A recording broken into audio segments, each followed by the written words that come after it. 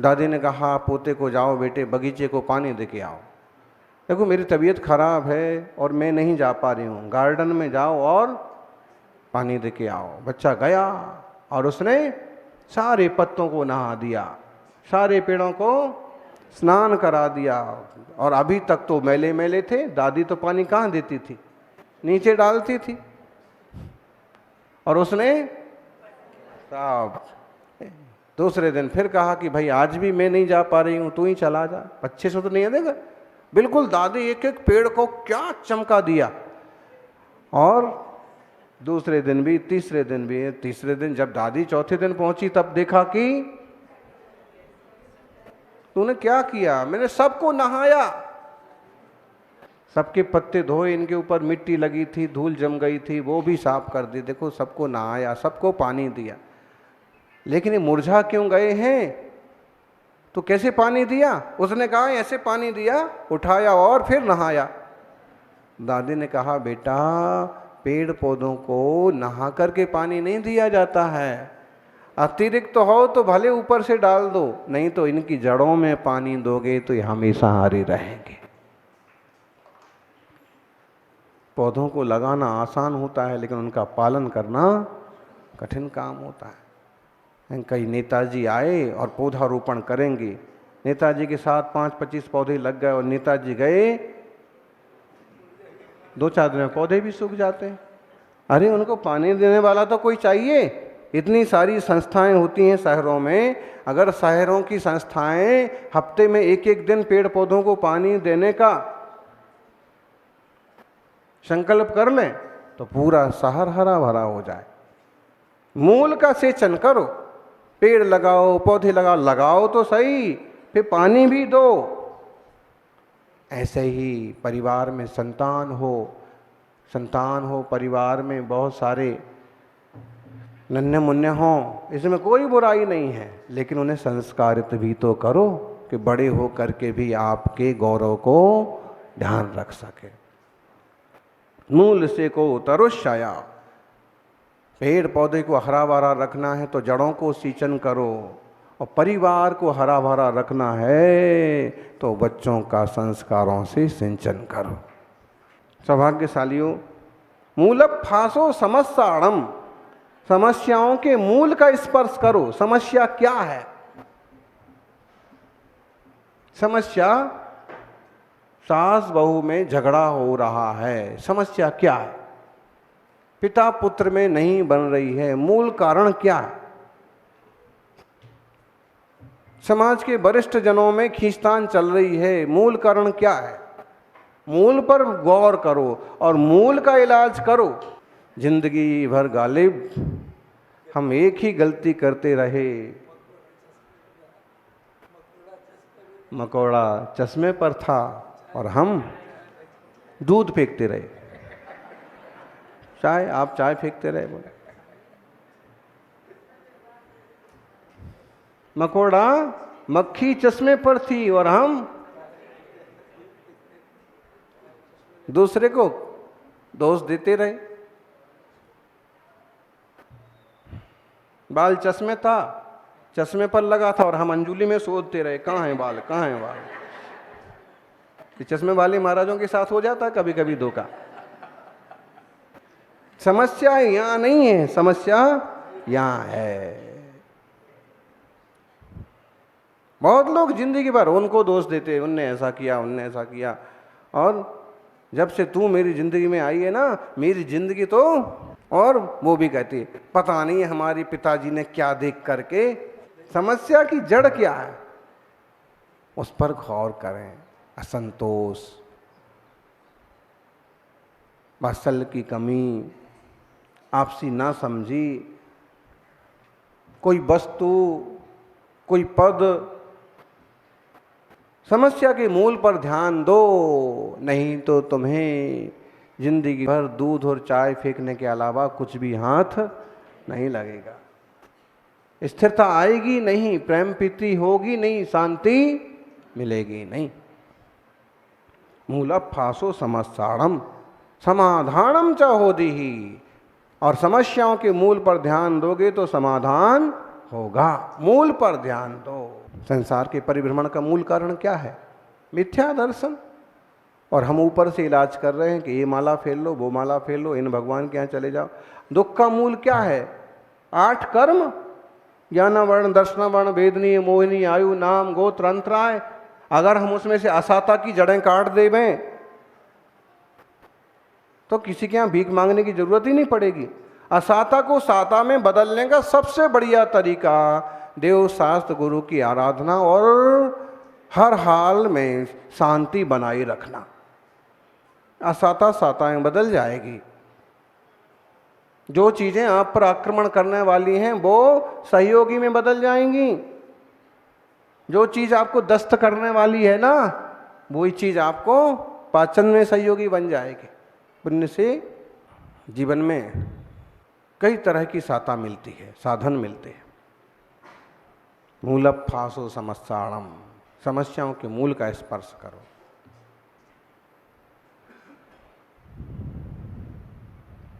श्रीमती जी ने कपड़े धोए, छत पर सूखने के लिए डाल दिए, और भाई साहब जब देख रहे खिड़की में से, यार तुमको कपड़े भी धोना नहीं आते, तुम्हारी माँ ने तुम्हें कपड़े धोना भी नहीं सिखाया। अब आप नहीं निपट सकते, आज आपको दिन भर भूखे ही रहना पड़ेगा। वो गए, आप मेरे से जो कहना कहो, मेरी माँ का बीच में नाम। और कपड़े धोना तुमको आता है क्या? मैंने तो इतने अच्छे धोए, अच्छे धुले हुए हैं साफ, और फिर कहते हो कि नहीं धूल लगी हुई है। जा अच्छे से देखो आप साफ हैं। कपड़े तो साफ हैं, तुम्हारी आंखों में दोष है। हमारी हर चीज में तुमको कमी दिखती है।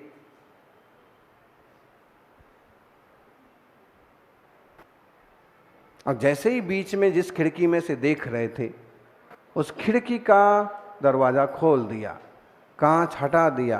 अब देखो कपड़े अच्छे धुले हैं। और जैसे ही कांच हटा तो देखा कि धूल कपड़ों पर नहीं, खिड़की के कांच पर थे। मैलापन खिड़की के कांच में था। ऐसे ही होता है बहुत बार कि मूल कहीं और होता है और आरोप कहीं करते हैं, और फिर समस्याएं खड़ी हो जाती हैं। बच्चा ऐसा कर क्यों रहा है, उसके मूल पर जाओ आप। अमुक व्यक्ति इतना अकड़ क्यों रहा है, कारण क्या है?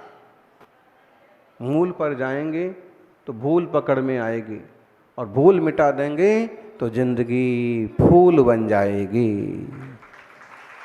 कूल बन जाएगी, वंडरफुल बन जाएगी। आज हम सिर्फ इतना ध्यान दें कि हम मिथ्यात्व कैसे मिटे, सच्चे देव शास्त्र गुरु की सानिध्य में बने रहें, शरीर स्वस्थ रहे, खान पान संबंधी विवेक रखें, परिवार संस्कारित रहे, बालपन से ही संस्कारों पर ध्यान दें, और किसी तरह की समस्या है तो उसके बेस पर जाने की कोशिश करें। मूल क्या है, समाधान होगा, जीवन मंगलमय बनेगा। जय बोलिए 24 तीर्थंकर भगवान की। परिस्थिति कैसी भी हो,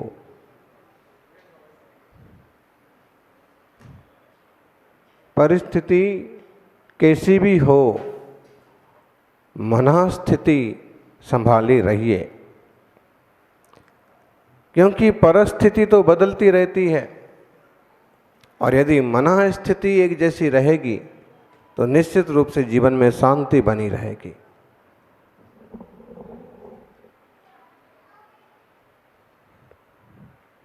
जिंदगी में एक बात तो तय है कि तय कुछ भी नहीं है। जिंदगी में एक बात तो तय है कि तय चातुर्मास भी।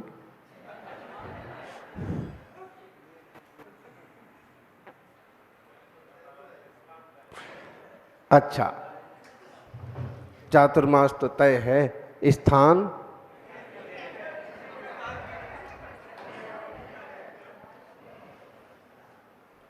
अपन गंभीरता से विचार करें तो लोग बहुत कुछ सोचते रहते हैं, ऐसा करेंगे, ऐसा होगा, ऐसा होगा, और जब एंड टाइम पर उस स्थिति में पहुंच जाते हैं तो चीज़ें बदल जाती हैं। कितने सारे रिश्तों में ऐसा होता है, कितने सारे व्यापारों में ऐसा होता है। योजना कुछ बनाते रहते हैं और all the change at A time, और जैसे ही एक मौके पर चीज़ें बदल जाती हैं। इसका मतलब है कि जिंदगी में परिणमन, परिवर्तन होते रहते हैं, और सब कुछ हमारे मन के मुताबिक हो जाए कोई ज़रूरी नहीं है। हमारे साथ दिक्कत यह है कि जब तक हमारे मन का होता रहता है तो हम खुश रहते हैं, और मन का नहीं होता है तो हम दुखी हो जाते हैं। जबकि महावीर स्वामी कहते हैं, परिस्थिति कैसी भी हो, मना स्थिति संभाल के रखिए।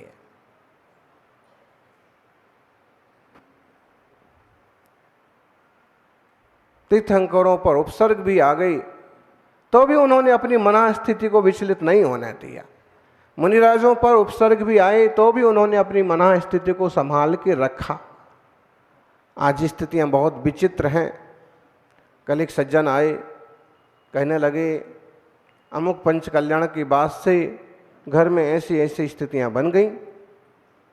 हम लोगों ने मुख्य पात्र का अवसर लिया था, पता नहीं किसने क्या कर दिया, किसकी नज़र लग गई, ये वो।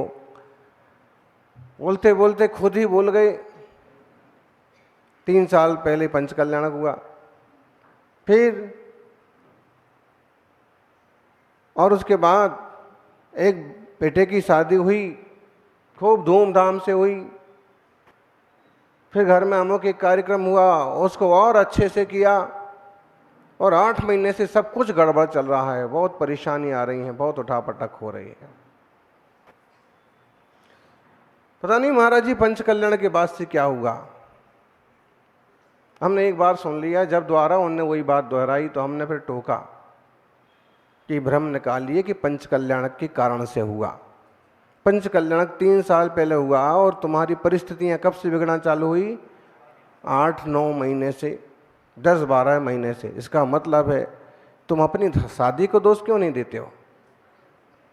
तुमने जो एक और तमाशा किया है, लोगों के सामने ज़्यादा दिखावा किया है, उसको क्यों नहीं दोष देते हो? नहीं, किसी की नज़र लग गई है, इतना खर्च किया था, तो खर्च अकेले पंच कल्याण में थोड़ी किया था। शादी में तो उससे सवाया डेवड़ा दिखा दिखा के, बजा बजा के किया था। तो उसमें नज़र लग गई है, उसमें किसी को बुरा लग गया, उसमें किसी की टोक लग गई, उसमें किसी ने कुछ कर दिया, ऐसा क्यों नहीं बोलते हो? चुप हो गए, हाथ जोड़ने लगे। मतलब ये है कि आम लोगों की स्थिति बन गई कि अगर कुछ काम बिगड़ जाए तो कोशिश करते हैं धर्म पर थोप दिया जाए, और लोग समझाने वाले भी मिल जाएंगे, जब से आपने ऐसा किया तब से देखो ऐसा हो रहा। धर्म से हो रहा क्या? अगर कोई धर्म के खाते में तुम्हारा दान लग गया, कोई बड़ा आयोजन कर लिया, पंच कल्याणक महोत्सव आदि की महिमा मंडित कर दिया, तो उससे नुकसान क्या हो रहा है? हाँ, उसमें व्यक्तिगत रूप से तुमने तमाशा किया हो, ज़्यादा दिखावा किया हो, ज़्यादा ईगो पाला हो, तो बात अलग है। लेकिन आप इसी रूप से आपने सब किया है तो आम लोग भी है आपकी शुभ भावों की प्रशंसा ही करेंगे कि यार उन्होंने बढ़ चढ़ के बहुत काम किया, इतना बड़ा हाथ नहीं लगाया होता तो इतना बड़ा महोत्सव भी नहीं हो पाता। आम जनता भी इतना समझती। लेकिन जब व्यक्तिगत रूप से ज़्यादा दिखावा करते हैं, जब हम बहुत ज़्यादा करते हैं, कुछ लोगों को हमारी चीज़ें, हमारा स्टाइल चुभता है, उसका भी आपके जीवन पर असर पड़ता है। इसलिए मंदिर को और मंदिर के महोत्सवों को उंगली करने की बजाय कभी अपनी दूसरी तरह से भी देखना चाहिए कि हमने और क्या क्या किया है, क्या क्या कर रहे हैं। परिस्थितियां हैं ही तो बदलती रहती। एक बात और है कि आपके व्यक्तिगत प्रोग्राम्स से भी ऐसा कुछ हुआ हो तो भी घबराइए मत। ये कुछ परिस्थितियां ऐसी आ गई हैं, हिम्मत रखिए, शांति विधान कर लीजिए, मुनिराजों का आशीर्वाद ले लीजिए, धर्म ध्यान करते रहिए। निश्चित रूप से ये परिस्थिति भी हमेशा रहने वाली नहीं है। और आज की युवा पीढ़ी को संभालना सचमुच में बहुत जरूरी और कठिन हो रहा है। किस फ्रेंड्स कंपनी में जाकर के और कोकीन चालू कर देंगे, किन दोस्तों के साथ में जाकर के इस तरह का नशा चालू कर देंगे, एक तरह का जीवन पर पागलपन हावी हो जाएगा कि आप उन्हें संभाल भी नहीं पाएंगे। नशा न करें, कहीं ऐसे बड़े बड़े सपने पाल लिए और कोशिश की और सफल ना हो पाए तो भी दिमाग फिर जाएगा। ऐसे में वास्तविकता से परिचित रहना भी हमें जरूरी है। धन ही सब कुछ नहीं है, जरूरी है, लेकिन उसके पीछे जीवन दांव पर नहीं लगाया जाता है। सौभाग्यशालियों, एक सुंदर सा सूत्र यहाँ पर है, 20 नंबर का है, 20 वयण सारो। कहाँ है वो पुस्तक?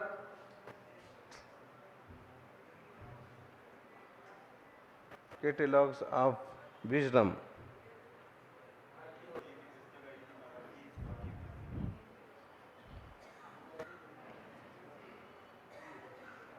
तो जो भी है अपन देखें, आपको तो सुनना ही है, सुन लीजिए। कज्जा पुब मणोठिदी सहाया पुब सासती पासे जंती मणिषिणो।